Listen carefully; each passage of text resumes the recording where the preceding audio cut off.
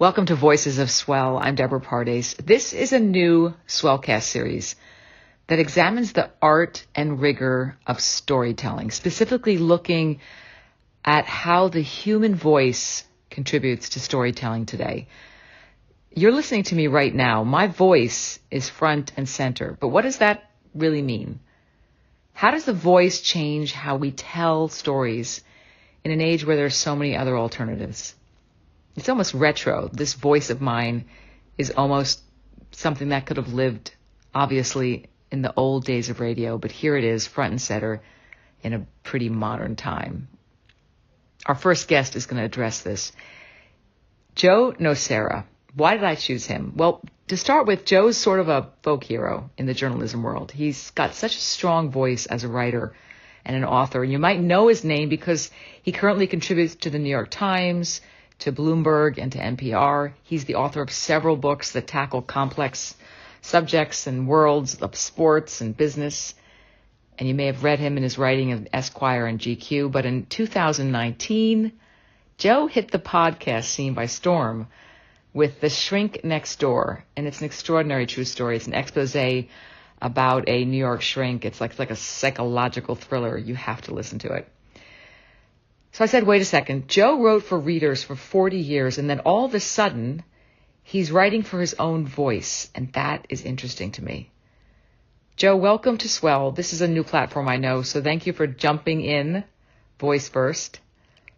My first question to you is about your voice. Did you find yourself using it differently as a podcaster, meaning speaking as an intimate narrator or like a host, as compared to how you used it as an NPR commentator? What was that like for you? What was the difference? Hi, Deborah. I hope this is working. I'm not a Luddite, but this is new. Thank you for inviting me to do this. I'm excited about it. And let me just say that I hope that when my obituary is written, they listen to your introduction first. It was flattering, and I enjoyed it, I gotta say. The thing about me is I'm a conversational writer. That's always been what I've been. And when I write, I listen to myself in my head. And I often take out, not always, but I often take out complicated words and put in simpler words in a piece of prose because it's more how I would talk. And when people say that I have a voice as a writer, I think what they really mean is it feels to them as if I'm talking to them.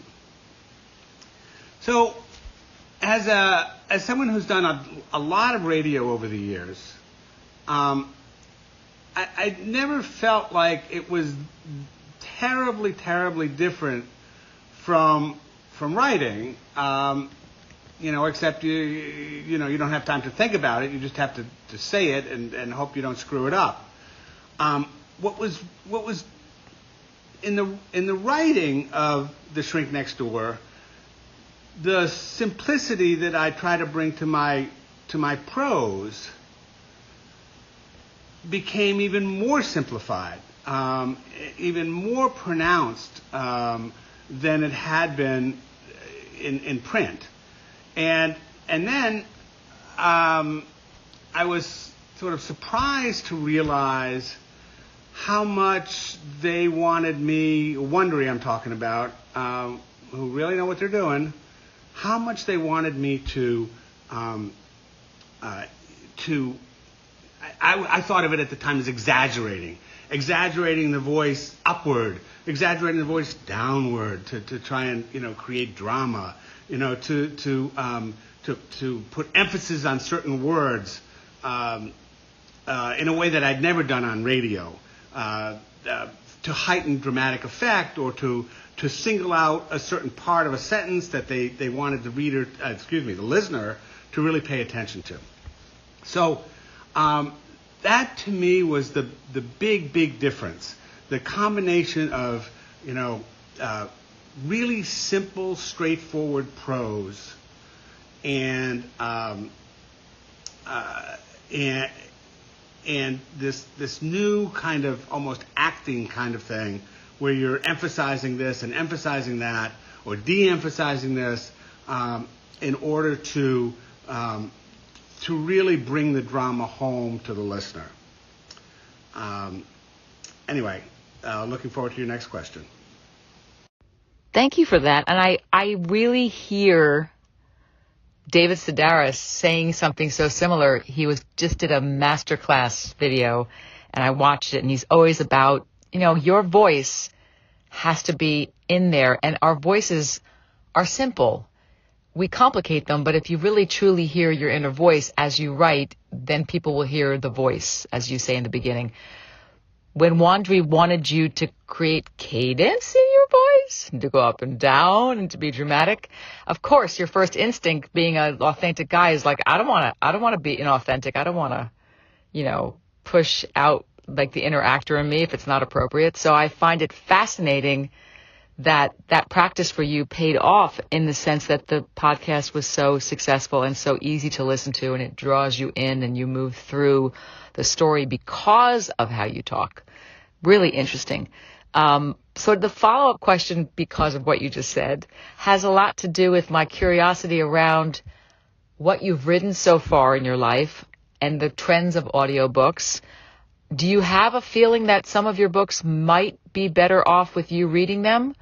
Or have you done it? I should ask that first. But if not, are you inclined to want to read your books for an audiobook experience? And do you think things are lost or gained or right in the middle when it comes to listening to a book versus reading a book? I would love your thoughts on that, specific to what you've written. Well, let me first talk just a little bit more about speaking like an actor. If you've ever had your photograph taken for publication, especially like a glossy magazine, you wind up being in all these contorted positions and these sort of your head's turn and your eyes are going the other way and you're trying to keep this smile on even though it feels like a grimace. And then the photograph comes out and you see it in the magazine and you look perfectly, wonderfully natural. And in the end, I wound up thinking that's what the actor voice thing does. In the moment when you're doing it, you think, boy, this feels so phony, moving your voice up or down or emphasizing this word over that word. And yet, when it comes out, it seems like the right thing. I mean, there are very few people who can get away with just talking naturally. Sarah Koenig may be one, but who knows what she does when she's in front of the mic. But I did an episode, a recent update episode of The Shrink Next Door, and what I discovered was this was with a different audio engineer, and the big bosses at Wondery weren't really on the line for most of it. And I found that I was doing the same thing, that I had absorbed the idea of this actor persona and was sort of doing it instinctively. And so I think maybe it's just a learned skill, and I suspect that I will always do that when I'm podcasting. In answer to your other question, the answer is pretty simple. No, I wouldn't want to read one of my audiobooks. For two reasons. One, they take a long time. But also, in episode 5 of The Shrink Next Door, we did have an actor read excerpts of Ike Hirschkoff's unpublished novel. And it was wonderful listening to him do this, and much better than I would have ever done. And in the end, I wound up thinking I would rather have a professional actor or a professional voice person reading my prose than my reading it myself. I don't think I can do it better than they can, and in fact, I think they can do it probably better than I can. Anyway, keep it going, Deborah. This is pretty wonderful. One of my favorite parts of the Shrink Next Door is when you talk with your wife. It feels very unscripted, obviously, and very natural. In terms of people speaking or reading their own books, Trevor Noah when he read Born a Crime, it's like no one else could have done it but Trevor. So I think it's really dependent upon the topic of the book and who it is that wrote it. And I mean, you have a really lovely voice, obviously, because you use it all the time. And that leads me to my next question. In these complex times when we're living in sort of echo chambers, I think, and we're talking to each other in our social circles, for people who are journalists, who are starting out trying to find their public voice, when they're grappling with a tough topic, let's say it's race issues, and they're someone who has the capacity to talk and maybe start a podcast, maybe start a Swellcast, or write for different journals, different blogs, different papers. If you were to give them a pie chart as their mentor and say, okay, you're starting out, here's a pie chart of where you should spend your time and energy to sort of develop yourself as a storyteller. If that was a pie chart, what would the pieces look like in terms of writing for publications, writing your own blog, doing a podcast, doing a Swellcast? And I'm just going to be transparent with you. I feel very attached to what we're doing.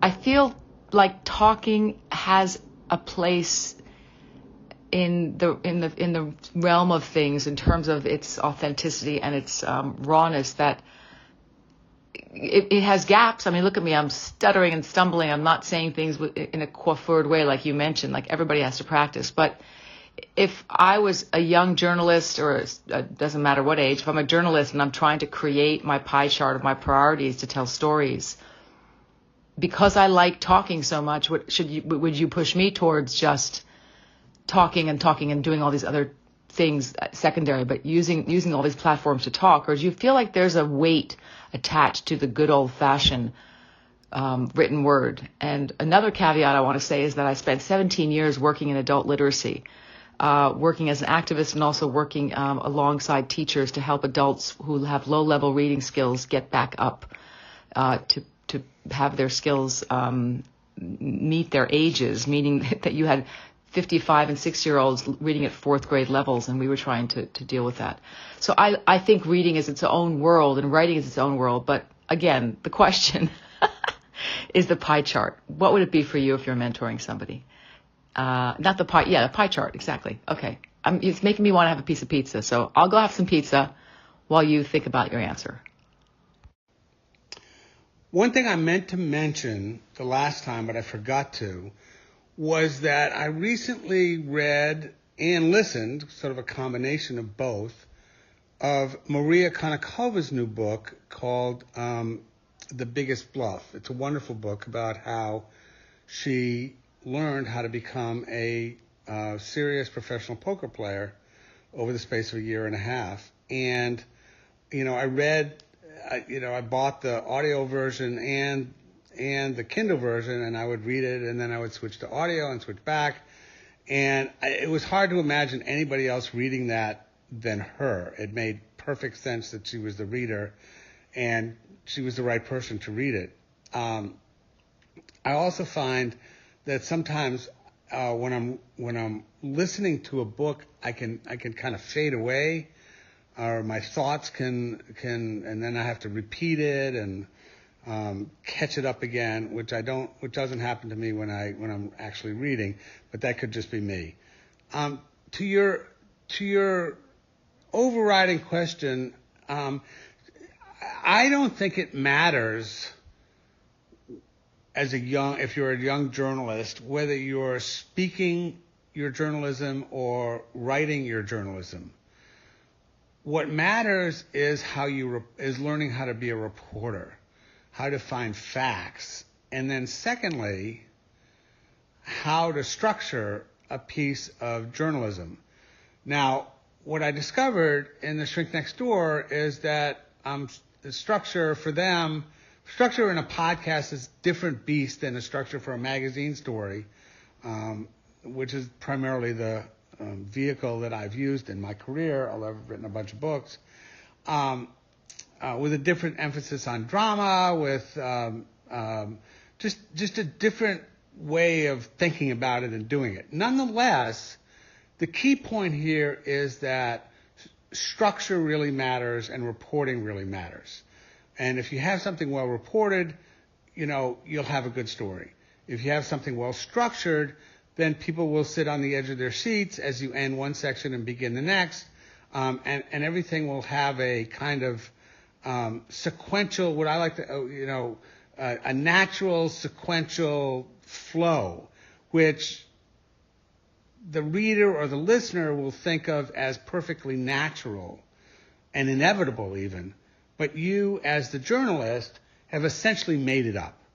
And part of the secret is that you made it feel natural to them. So, my long-winded answer to your question is it doesn't matter whether it's spoken or whether it's written. And in the modern age, more and more is spoken, more and more is documentary, more and more is podcast. And so, learning that skill at some point is important. I learned it late in life, at which point in my life I knew how to report and I knew how to structure. So, in that sense, I was ahead of the game. But young journalists need to report and they need to learn how to understand how to structure a story. And then whatever form that takes after that, so be it. So strong structure definitely yields way to great storytelling. And from what you just said, it really does not matter the platform it lands up on as long as there's that process that goes into it. When you look at a subject and you have a choice to go down the opinion road versus the reporting road, is it a fork in the road? And I know when you work for a paper, they might say to you, hey, we want an opinion piece or we want straight reporting. And I'm looking at your whole career at this point. What's that like for you to know there's a great story there? And do you make a choice, this will be a great opinion piece, or I really want to do straight reporting on this? That's my first question, and I have a follow-up for that, but let me leave that where it is. So reporting versus opinion, and how does that live and breathe in your life? And I know it's the 21st century, and there's so much mud that we have to hike through in this conversation, but over to you. Thank you. The way I think about it is I do reporting for everything, including opinion. I really strongly believe that you better serve digging than not.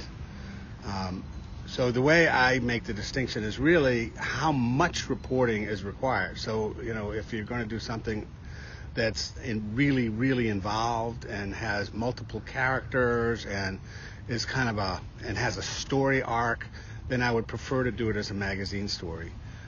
If it's shorter and I have strong feelings about something and, I'm backing up those strong feelings with some phone calls and some research to make sure I'm right, then I'll do it as opinion.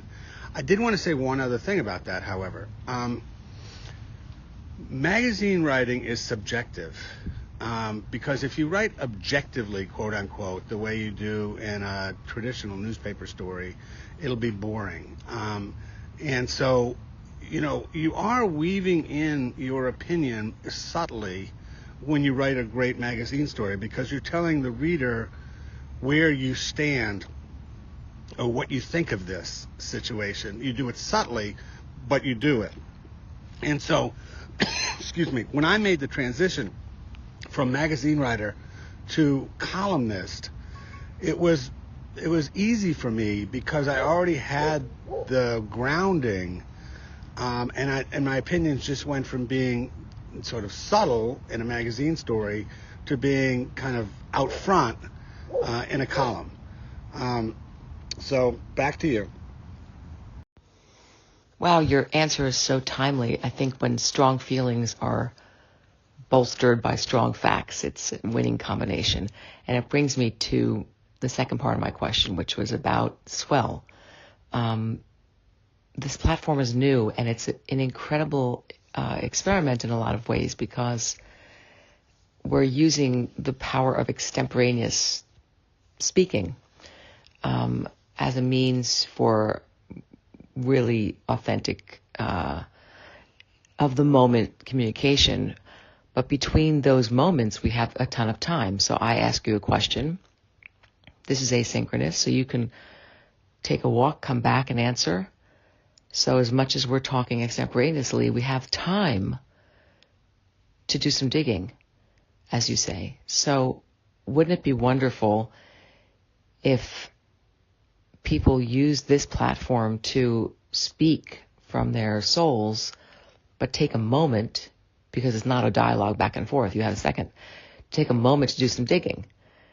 That sounds like a perfect combination of civil discourse.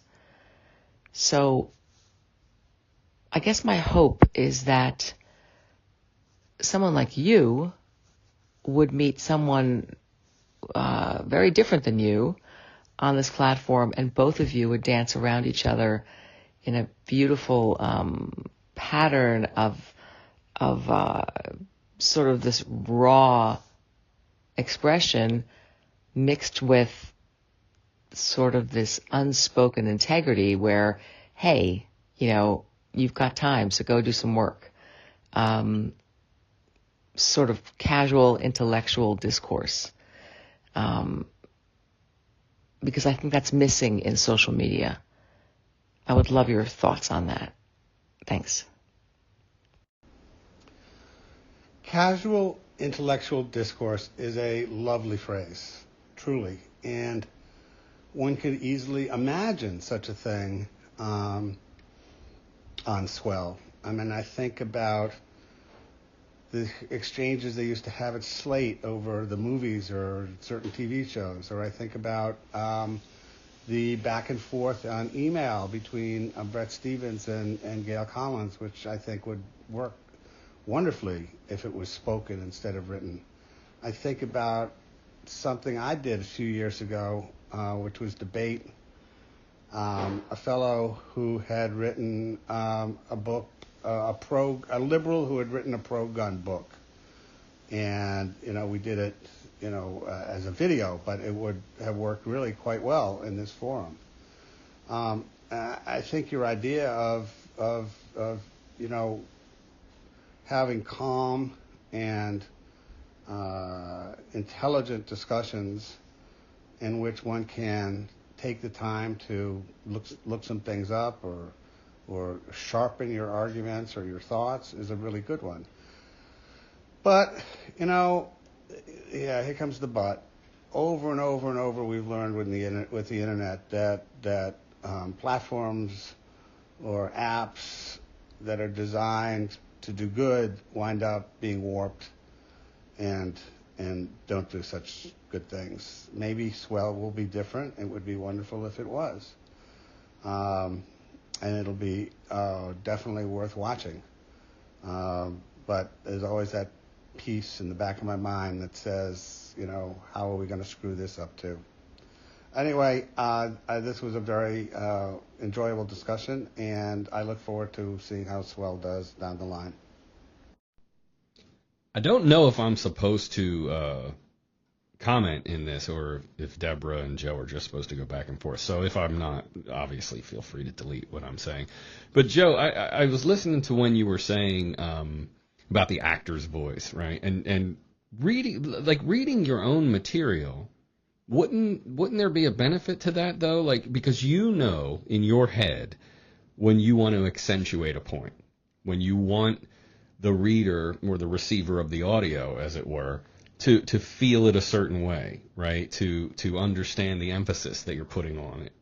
And for instance, like I listened to the audiobook of Justine Bateman's Fame, and in that there's moments where you can hear her feeling, her remembrance, and how it felt in that moment. And only the author, I think, understands that in the way that they intend for it to be received when they put it out there.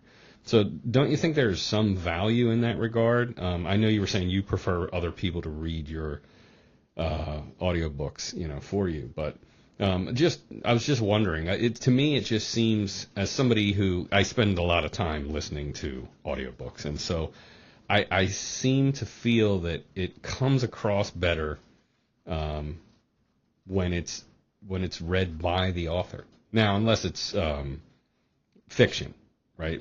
For instance, let's take the Harry Potter books. Okay, Jim Dale, who's a fantastic voice impressionist and stuff. He really added something that obviously J.K. Rowling would never be able to add.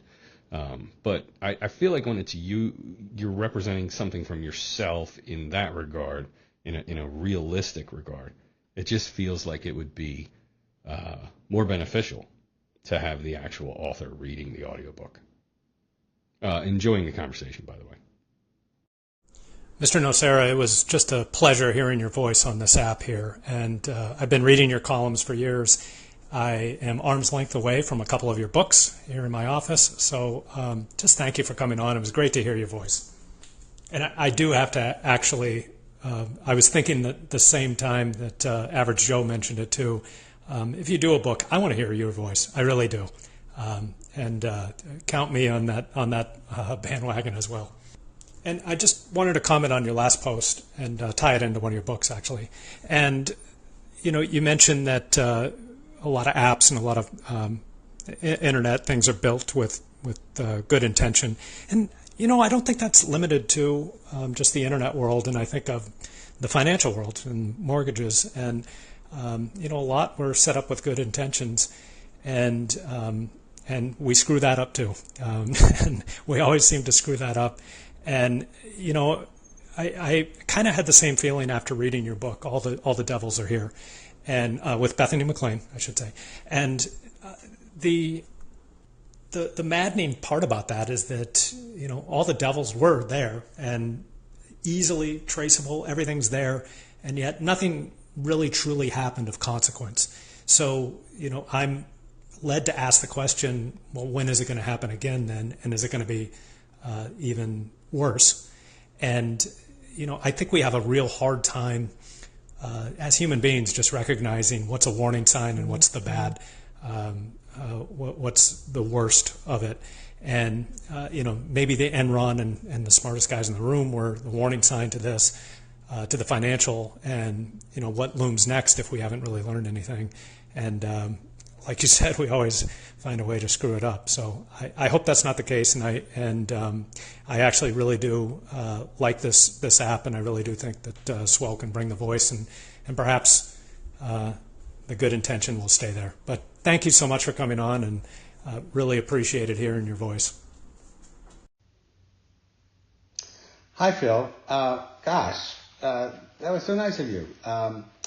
I don't have a ton to add to what you said, although I do think that we are in that moment now, really, of economic calamity, and actually Bethany and I have joined forces to write a book about that we're just sort of shorthanding, called COVID and the Economy, by which we mean how did we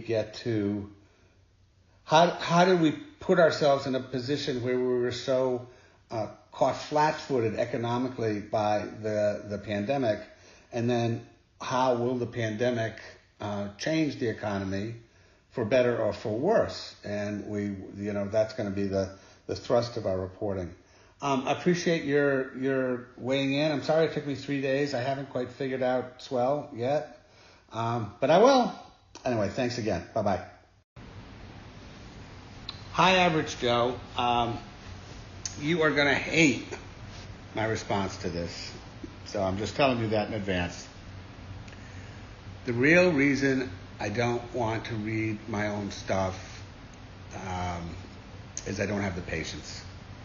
I just can't imagine just, sitting there for, a week or 10 days reading a book and going over paragraphs that you don't get right and doing it again and again, and it just would make me crazy. And so I agree with you that there would be a benefit to my reading my own stuff, but I think there are people who are cut out to do it, writers who are cut out to do it, and perhaps, in my case, writers who are not cut out to do it. So I will leave it there. I appreciate your sentiment, and I'm enjoying this app as well. Take care. Bye-bye. Hey, Joe, it's Deborah. In case you're listening, I wanted to ask you to comment on the next 10 days of DNC, RNC conventions as a sport.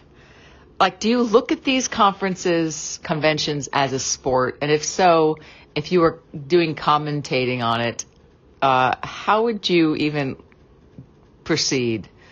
I'm finding this such a strange time because things are on TV, everything's being produced, and I know we're comparing playbooks, and I just would love your thoughts from a metaphorical place of the sport of politics. Would be very interested to hear what you have to say. Thanks.